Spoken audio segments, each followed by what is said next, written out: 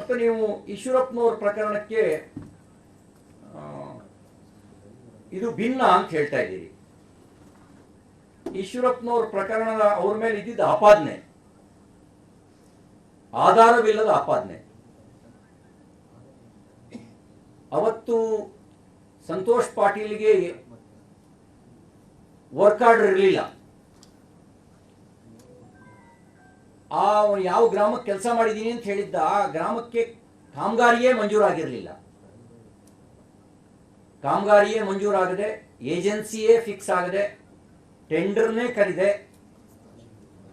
ಎಲ್ಲೋನ್ ಯಾರು ಅಂತಾನೆ ಫಿಕ್ಸ್ ಆಗದೆ, ವರ್ಕ್ ಆರ್ಡರೇ ಕೊಡದೆ ಅವನು ಬಿಲ್ಲಿಗೆ ಡಿಮಾಂಡ್ ಮಾಡ್ತಿದ್ದ. ಬಿಲ್ ಕೊಟ್ಟಿದ್ರೆ ಅಪರಾಧ ಆಗ್ತಿತ್ತು. ಬಿಲ್ ಕೊಡದೇ ಇದ್ದ ಕಾರಣಕ್ಕೆ ಅವನು ಆತ್ಮಹತ್ಯೆ ಮಾಡ್ಕೊಂಡ. ಬಿಲ್ ಕೊಟ್ರೆ ಅಪರಾಧ ಆಗ್ತಿತ್ತು. ಟೆಂಡರ್ ಕರೆದೆ, ಬಿಲ್ ಹೆಂಗೆ ಕೊಟ್ರಿ ಅಂತ ಪ್ರಶ್ನೆ ಮಾಡ್ತಿದ್ರಿ. ವರ್ಕ್ ಆರ್ಡರ್ ಇಶ್ಯೂ ಆಗದೆ ಹೆಂಗೆ ನೀವು ಹಣ ಕೊಟ್ರಿ ಅಂತ ಪ್ರಶ್ನೆ ಮಾಡ್ತಿದ್ರಿ. ಅದಕ್ಕೆ ನಾನು ಈ ಪ್ರಕರಣ ಇದು ಗಂಭೀರವಾದ ಪ್ರಕರಣ. ಅವತ್ತು ಆತ್ಮಹತ್ಯೆ ಮಾಡಿಕೊಂಡಿದ್ದು ಕೆಲಸ ಅಧಿಕೃತವಾಗಿ ವರ್ಕ್ ಆರ್ಡರ್ ಇಲ್ಲದೆ ಇರುವಂತ ಗುತ್ತಿಗೆದಾರ. ಇವತ್ತು ಆತ್ಮಹತ್ಯೆ ಮಾಡಿಕೊಂಡಿರೋದು ಮಹರ್ಷಿ ವಾಲ್ಮೀಕಿ ಅಭಿವೃದ್ಧಿ ನಿಗಮದ ಸೂಪರ್ಡೆಂಟ್ ಅಧೀಕ್ಷಕ.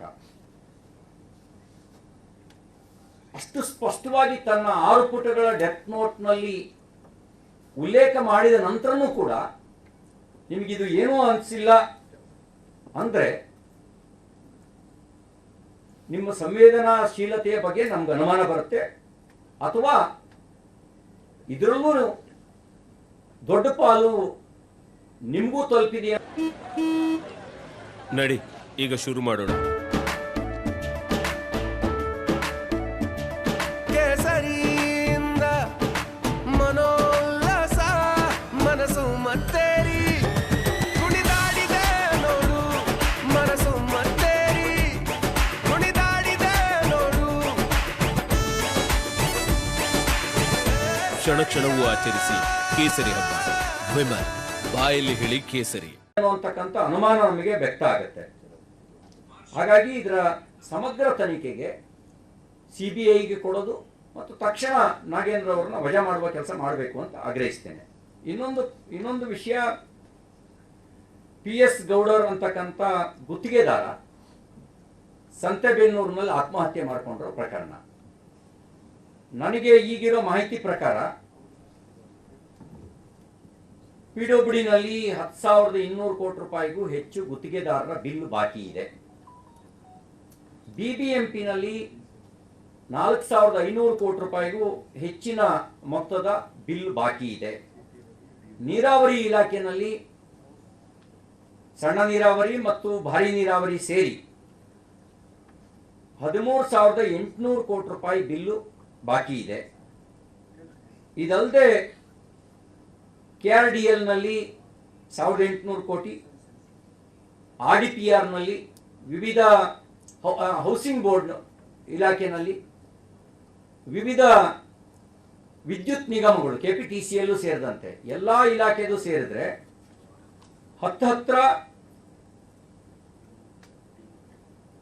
30,000 ಕೋಟಿ ರೂಪಾಯಿಗೂ ಹೆಚ್ಚಿನ ಮೊತ್ತದ ವಿದ್ಯುತ್ ಗುತ್ತಿಗೆದಾರರ ಬಿಲ್ಗಳು ಬಾಕಿ ಇದ್ದಾವೆ. ಈಗಾಗಲೇ 3 ಜನ ಗುತ್ತಿಗೆದಾರರು ಆತ್ಮಹತ್ಯೆ ದಾರಿಯನ್ನು ಹಿಡಿದಿದ್ದಾರೆ. ಈ ಬಿಲ್ ಕೊಡೋದಕ್ಕೆ ನಿಮಗಿರೋ ಸಮಸ್ಯೆ ಏನು? ನಿಮ್ಮ ಬೊಕ್ಕಸ ಖಾಲಿಯಾಗಿದೆಯಾ, ಅಥವಾ ನಿಮಗೆ ಬರಬೇಕಾದಂತ ಕಮಿಷನ್ ಬರ್ತಾ ಇಲ್ಲ ಅನ್ನೋ ಕಾರಣಕ್ಕೆ ಕಮಿಷನ್ ಕೊಟ್ಟವರಿಗಷ್ಟೇ ಬಿಲ್ ಕೊಡ್ತಾ ಇದ್ದೀರಾ? ನೀವು ಕಾಮಗಾರಿ ಪರಿಶೀಲನೆಗೆ, ಟೆಂಡರ್ ಪರಿಶೀಲನೆಗೆ ನಿವೃತ್ತ ನ್ಯಾಯಮೂರ್ತಿ ಶ್ರೀ ನಾಗಮೋಹನ್ ದಾಸ್ ಅವರು ಮತ್ತು ಇನ್ನೊಬ್ಬರು ನ್ಯಾಯಮೂರ್ತಿ ಅವರ ಕಮಿಟಿ ನೇಮಕ ಮಾಡಿದ್ರಿ. ಅವರಿಗೆ ನೀವು ಕೊಟ್ಟ ಸೂಚನೆನೇ ಒಂದು ಸಮಿತಿಗೆ 1 ತಿಂಗಳು, ಇನ್ನೊಂದು ಸಮಿತಿಗೆ 3 ತಿಂಗಳು. ಆದರೆ ತಿಂಗಳ 10 ಆದ್ರೂ ಯಾಕೆ ಇನ್ನೂ ಅವ್ರು ನಿಮಗೆ ರಿಪೋರ್ಟ್ ಕೊಟ್ಟಿಲ್ಲ?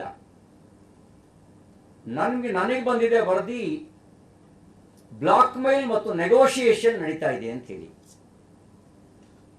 ನೆಗೋಷಿಯೇಷನ್ ಅಲ್ಲಿ ಇವ್ರ ಕಂಡೀಷನ್ ಫುಲ್ಫಿಲ್ ಮಾಡಿದವರಿಗೆ ಕ್ಲಿಯರೆನ್ಸು, ಆ ಕಂಡೀಷನ್ ಫುಲ್ಫಿಲ್ ಮಾಡದೇ ಇದ್ದವ್ರ ಮೇಲೆ ಮೊಕದ್ದಮೆ. ಹಾಗೆ ಇದನ್ನು ಮಾಡ್ತಾ ಇದ್ದೀರಿ ಅಂತಕ್ಕಂಥದ್ದು ನಮಗೆ ಬಂದಿರುವಂಥ ಇನ್ಫಾರ್ಮೇಶನ್. ಇಷ್ಟು ಕೋಟಿ ಬಿಲ್ಲನ್ನು ಇಟ್ಕೊಂಡು ಇನ್ನೆಷ್ಟು ಗುತ್ತಿಗೆದಾರರ ಸಾವನ್ನು ನೀವು ಬಯಸ್ತಾ ಇದ್ದೀರಿ, ಇನ್ನೆಷ್ಟು ಗುತ್ತಿಗೆದಾರರು ಆತ್ಮಹತ್ಯೆ ಮಾಡ್ಕೊಳ್ಬೇಕು ಅನ್ನೋ ಬಯಕೆ ನಿಮ್ದಾಗಿದೆ. ಇಲ್ಲದೇ ಇದ್ರೆ ಕೋರ್ಟ್ ನಿಮಗೆ ಚಿಮಾರಿ ಹಾಕಿದೆ. ಕೋರ್ಟ್ ಚಿಮಾರಿ ಹಾಕಿದ ನಂತರವೂ ನೀವು ಬಿಲ್ ಕೊಡದೇ ಇರೋದನ್ನು ನೋಡಿದಾಗ ಬಹಳ ದೊಡ್ಡ ಅನುಮಾನ ನಿಮ್ಮ ಮೇಲೆ ವ್ಯಕ್ತ ಆಗುತ್ತೆ.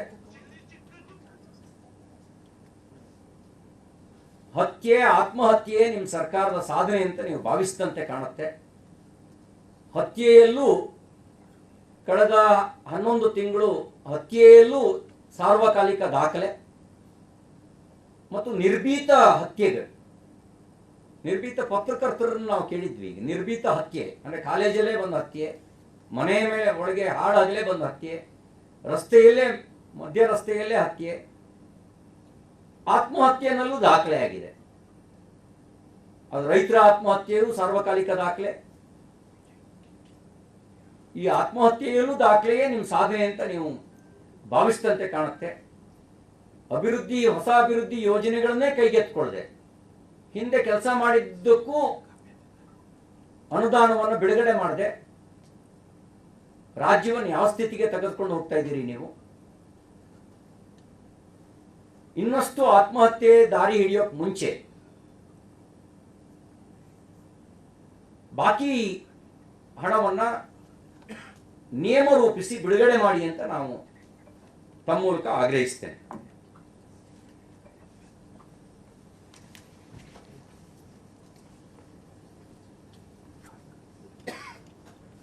ಧನ್ಯವಾದಗಳು. ಈಶ್ವರಪ್ಪನವ್ರದ್ದು ಶಿವಕುಮಾರ್ ಅವರು ಹೇಳಿರೋದು ಈಶ್ವರಪ್ಪನವ್ರ ಮೇಲೆ ನೇರವಾಗಿ ಆರೋಪ ಮಾಡಿದ್ರು. ಇಲ್ಲಿ ಅಡ್ಡಕಂತೆ ಸಚಿವರ ಮೇಲೆ ಬಂದಿರೋ ಆರೋಪ. ಹಾಗಾಗಿ ಯಾಕೆ ರಾಜೀನಾಮೆ ಕೊಡಬೇಕು ಅಂತ ಅಂದ್ರೆ ಅಕ್ರಮ ನಡೆದಿರೋದನ್ನ ಸಚಿವರೇ ಒಪ್ಕೊಂಡಿದ್ದಾರೆ. ಅಕ್ರಮ ಅಂತೆ ಅಲ್ಲ. ಆತ್ಮಹತ್ಯೆ ಮಾಡಿಕೊಂಡ್ರು ಅಧಿಕಾರಿ, ಆತ್ಮಹತ್ಯೆ ಮಾಡಿಕೊಂಡ್ರು ಚಂದ್ರಶೇಖರ್ ಅನ್ನೋ ಅಧಿಕಾರಿ, ಅದು ಅಂತೆ ಅಲ್ಲ. ಅಲ್ಲಿ ಗುತ್ತಿಗೆದಾರನಿಗೆ ಕೆಲಸವೇ ಸ್ಯಾಂಕ್ಷನ್ ಆಗಿರಲಿಲ್ಲ. ಸಂತೋಷ್ ಪಾಟೀಲ್ಗೆ ವರ್ಕೇ ಸ್ಯಾಂಕ್ಷನ್ ಆಗಿರಲಿಲ್ಲ, ಕೆಲಸವೇ ಸ್ಯಾಂಕ್ಷನ್